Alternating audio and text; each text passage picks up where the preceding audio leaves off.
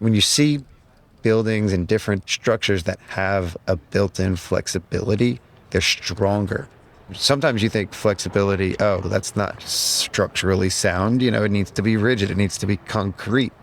But sometimes the flexibility adds to its foundational structure. That you got to have some buoyancy. Hello and welcome to our special cash cruise of Sons of CPAs. The cash crew is connected with community, camaraderie, collaboration, and culture. With your host today, Scott Scarano. Today's episode is brought to you by the letter C.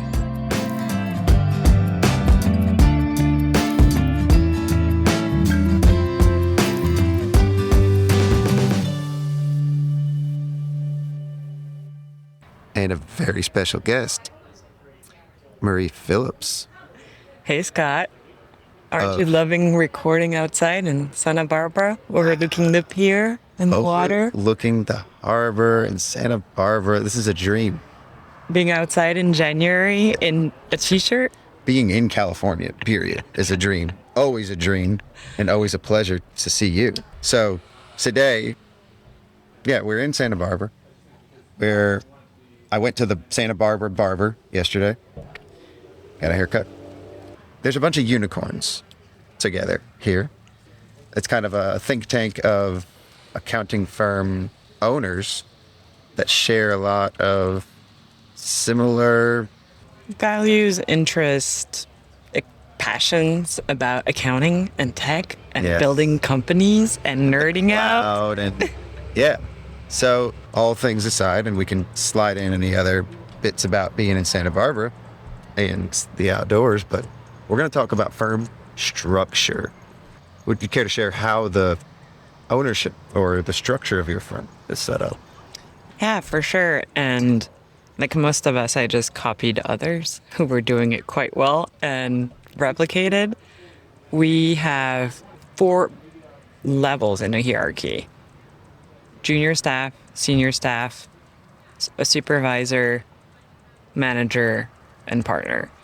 Let's talk about the top and go from the top down. All right. I think that's a unique, just to start, like the partner structure and how that's set up. Yeah. So I have a silent partner who helped, basically he was my mentor and he helped me think about the business plan, the structure. He helped finance the first few months of the company's cash needs.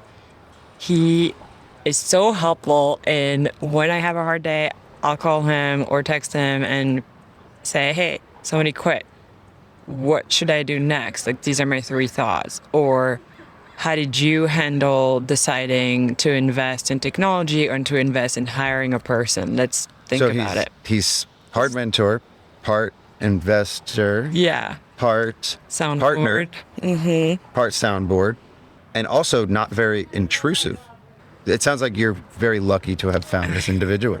I'm so lucky because really what it is I can run a business without the fears of where is the next client going to come, especially initially, like not knowing how I'm going to pay myself. That I didn't have that. And we always have extra cash in the bank to be able to hire first. Part safety net. Yeah. And I'm not a big risk taker, so I really needed like peace of mind. That's what none of us really are. Most accountants are not big risk takers, myself included. Hence why we're kind of all half unicorns. Yeah, half unicorns, I think, is more like it. That's basically what's on our minds here as firm owners is how can we do this successfully, happily, and profitably? Yeah. It's partners and the way it looks on paper, but it's unique in the execution. Some firms maybe have one owner. Some firms maybe have a board of directors or investors behind it, but not necessarily too many that have silent partners. Share the name of your firm too, because I don't think we've said that. So our firm is Connected Accounting. Mm-hmm. We called it Connected Accounting for the idea of we connect with people. I'm definitely a people person and an empath, and I love to connect on a human one-on-one or smaller group, like to our clients, with our vendors, our people. The other side of connected is the tech, because everything is connected. All the apps talk to each other. So yeah, that was a good word to represent what we were trying to build. You got zaps for everything. Zaps for people and zap for apps. And it rhymes. Oh, man, that happens by accident these days now. We've been connected by another fellow connector, Nicole McKenzie, who's also co-hosts on the show sometimes. I'm very glad and grateful for that connection. But that's also a common theme with us unicorns is we're very much generous with our time, generous with our ideas. There's a sense of community and culture and camaraderie. Yeah, the level of collaboration and transparency. That's 4 C words all in a row. Community, collaboration, culture, and camaraderie. Yes. Compadres. Love it. You said transparency, though. Yes, we're so open with one another about what our firms are doing, what we're struggling with, what our KPIs are. It's so helpful to come here and be able to say, hey, I need you guys' help with how do you handle X? Or are you also struggling with finding talent? Or how are you dealing with this issue? What technology did you adopt? But yeah, and it's great. Like, we love each other. It's just so much fun to spend like 4 days together. Arizona last year was awesome. And now we get to do this again. And in less than a year. Cheers. Yes. Yeah. Cheers. So I don't know how deep I want to go into your firm because also we're going to have you come on as a guest. But let's say you've been at this for how many years? I built an outsourced accounting department for a mid-sized CPA firm for 4 years, left in 2019. And so for the last 2.5 years, I've been doing it on my own. So about 6-7 years. And your team now it's almost double than the last time I saw you, less than a year ago. It did. We're 9. I have 9 employees. We're 10. And about to hire 4 more people this year. Yeah. It's great because I think what happened a year ago, right when we met, is in March of 2021, we hired an operations manager, and that was transformative. Having our first hire who was internal focus only, she helped us revamp our sales, our employee onboarding process, our client onboarding process. It's just been wonderful. And having that now makes us realize how many more internal facing jobs we should be hiring for. That's a good point because we've talked about this and margins sometimes suffer, but structure and foundation trump margins in a lot of ways if you're looking to grow. Yep. That's why I wanted this episode to be on infrastructure and firm structures. Is the solider the foundation, the more secure you feel and the more confident you are to then continue to grow and you don't feel like you're building a house of cards. Yeah. I ran into that. I grew way too fast and everything was client facing. I had nobody in management. It was just me and it was a house of cards. Employees. I have employees now that left because of how bad it was. We turned around and changed and they came back and they're still with me. And I think that speaks to my margins are lower, but we have a very solid foundation.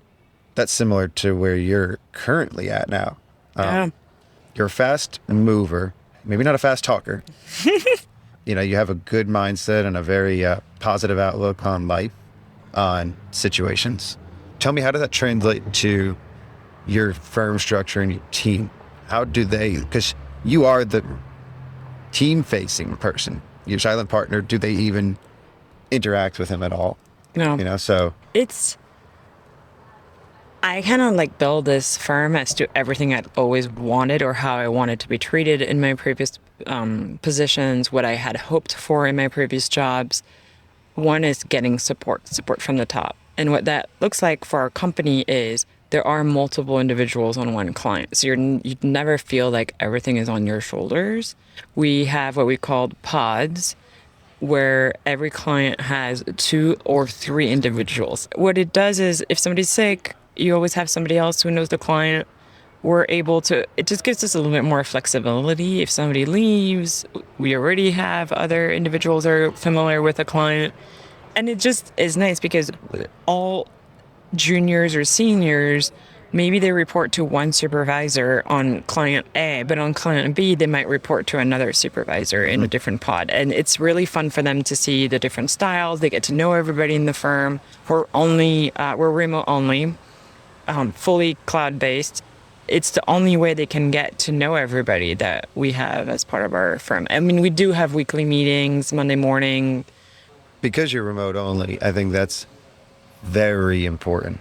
Some people, when you hear the word meetings, they roll their eyes, right? It doesn't sound like your team is rolling their eyes when you have your Monday meetings.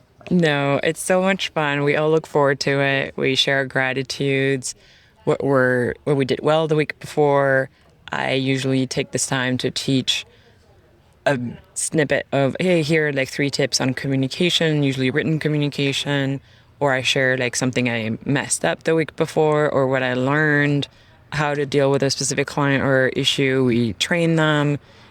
It is a really good moment of the week. I think it leaves everybody on a Monday morning feeling, okay, that was awesome. Like that was the pep talk to start the week. They go into it. Every day they have different... Setting the tone. The tone. I know. And I'm all about gratitude and mindfulness and being able to like take the time to be with others and be present. And that is really our Monday morning meeting. Yeah. So I've taken some notes already on this because we have team meetings. We do it twice a week. And this was haphazardly kind of thrown together during COVID to make sure that we still had a deep connection and we still were in touch with everything that was going on. So we have a very open, we call them our together days because they're on T days, Tuesdays and Thursdays, 4:00 Eastern, Tuesdays and Thursdays for an hour. And we, usually start with like a table topic, an open conversation. I think I want some more structure and I think I like what you're doing there. So, just a little more intention with the meeting, and I think there'll be more takeaways. So. Yeah, but you and I are so different too, where I look up to you as your sense of wonder and how you can galvanize a group below you. I think the wonder piece comes from not having structure. It's like, hold on, guys, like, why is this happening? And how can we do this better? And like, let's stop this meeting and let's really think about like, are we doing the right thing? How could we do it differently? I am such like a doer, and with the tenacity and discernment, my personality works really well with that structure. Oh. But I think that maybe your structure is also brilliant. It's just different kind. Maybe it works for us because of, in spite of everything. Yeah. And maybe I shouldn't break something if it's working. Yeah. Test it all, see what works. Yeah. Nothing's broken. I like to enhance things. Sometimes maybe unnecessarily I like to enhance things because I see that it's being done really well somewhere else, or I think it's a great idea.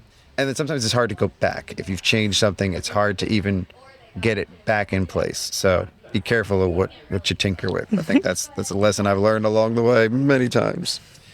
To hear how you're doing all of it, but I think it's very validating and reassuring too, to hear other people doing things very, like, even though I may do some backwards off the wall things, in regular conversation, I hear other people doing it, and that's conviction, Yeah.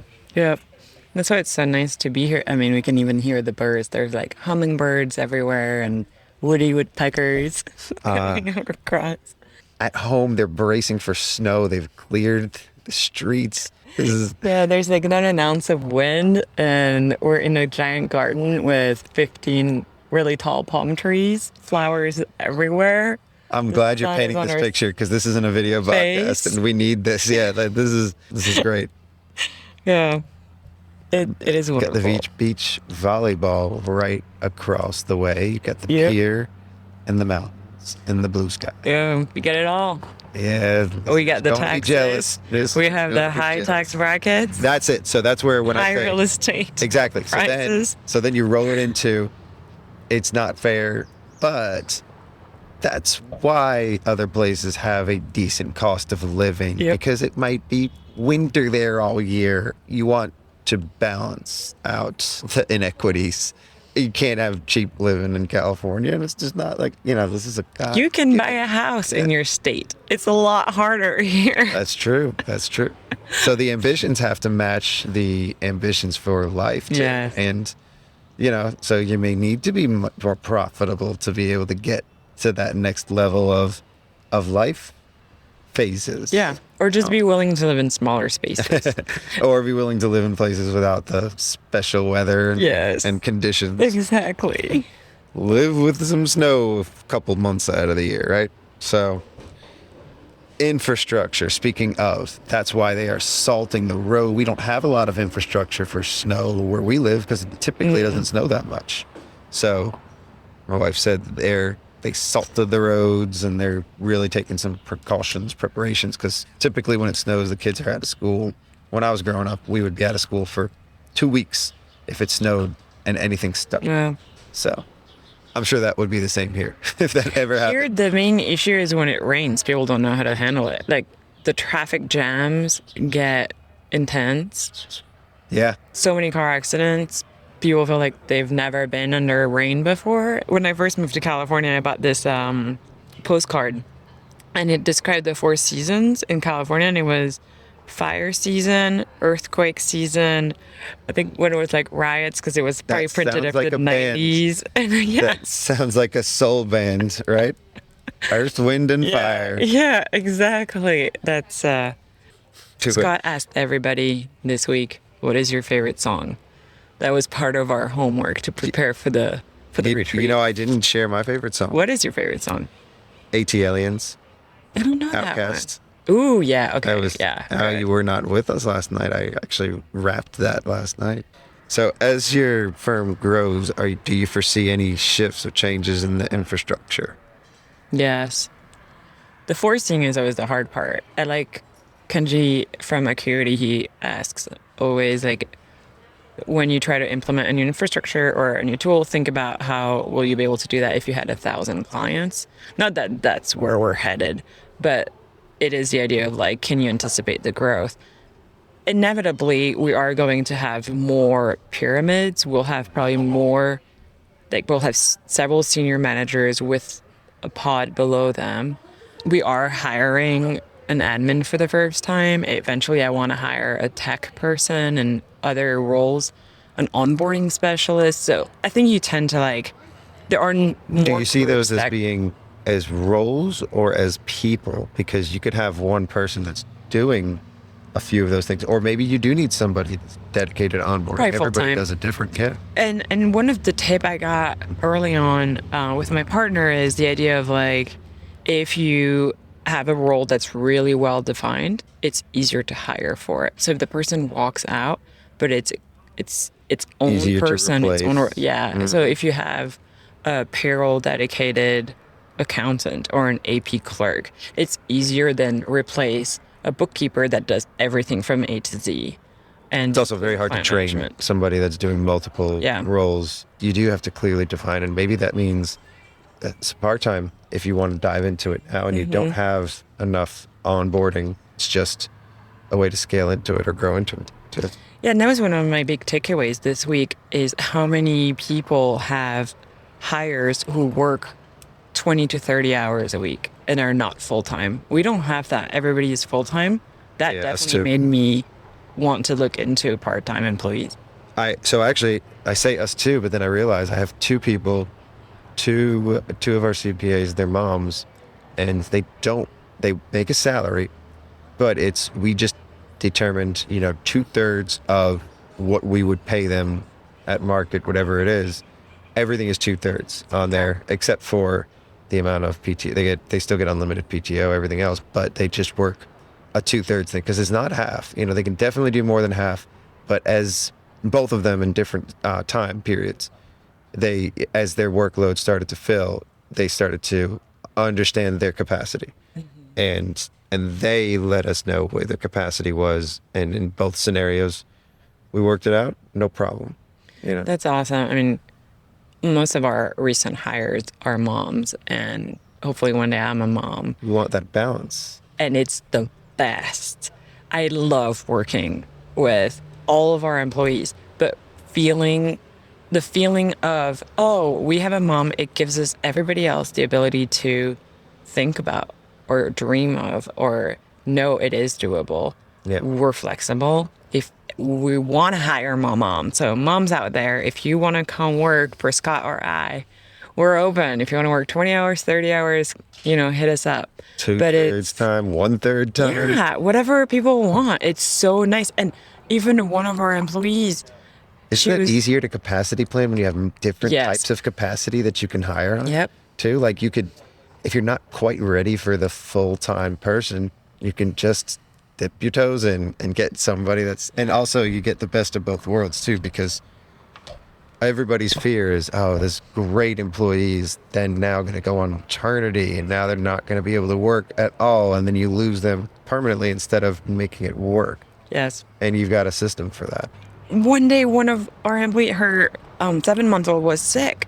And I said, it's fine. Just like, if you have to be on a meeting with our team, put yourself on a mute and shut your video down. We're totally cool. We know you're listening in.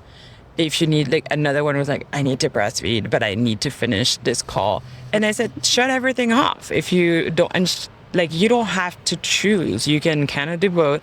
And if you need to leave, that's totally cool too. Hang up the Zoom call. I tell my team often, we're not brain surgeons. What we do, nobody's going to die if we don't. There's never an accounting emergency. No. I mean, maybe people consider things emergencies, but that's because that's a people emergency. Yeah. Payroll's not an accounting emergency. Yeah. And I guess that is always going to be the thing that ties you to this has to be done because it's other people's money and its employees. And, going back to the moms, dads too. My operations manager, he had his first baby during COVID. And he's been home the whole time watching his daughter grow up. She's on his lap during those team meetings that I was talking about. I love that. Almost all the time. It's usually him and her in those meetings. And it works. And he's able to be a dad and be at home and work full time. We give the same, we have a paternity adoption policy. So whether you adopt paternity that's dope. or a maternity, you get the same leave. We try to match 100% of your salary for X number of weeks, and then we still cover part of it after that. Some of my close friends adopted, and it's exactly the same thing. So we want it to be you have a new life. So then it begs the question, do you need to do that when you get a new pet too? Do you have to give them some PTO for the pet?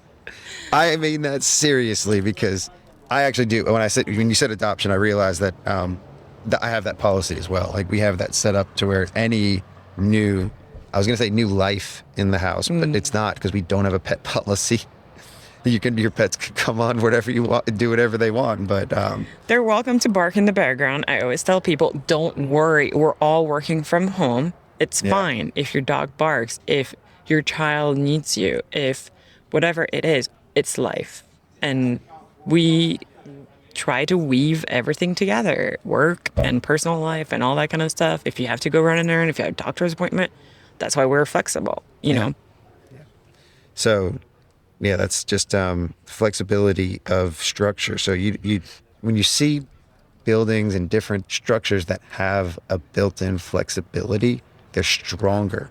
Sometimes you think flexibility, oh, that's not structurally sound. It needs to be rigid. It needs to be concrete. But sometimes the flexibility adds to its foundational structure. That you got to have some buoyancy. Mm-hmm. And buoyancy isn't floating in the air, but it's also not sinking to the bottom. Speaking of like the buoyancy in the water, right? Finding balance in your structure, finding the right, because you can't go too far.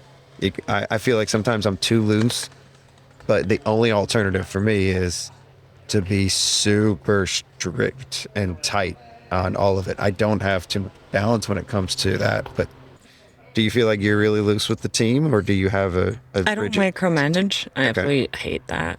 I just trust them. If they didn't ask questions and something fell through the cracks, we kind of sit down, say, what do you need? Maybe we need to be on top of you a little bit more. But in general, everybody's responsible for their work and has ownership. We trust them.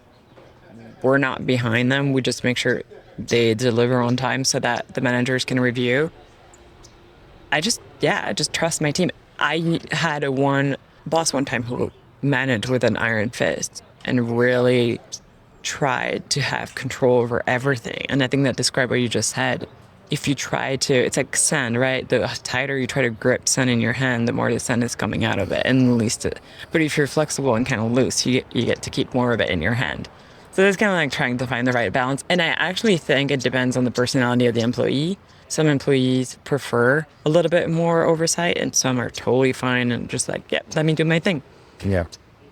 The other way to end this is to just talk about today's episode is brought to you by the letter C. The hCrew is connected with community, camaraderie, collaboration, and culture. Ciao. Yes.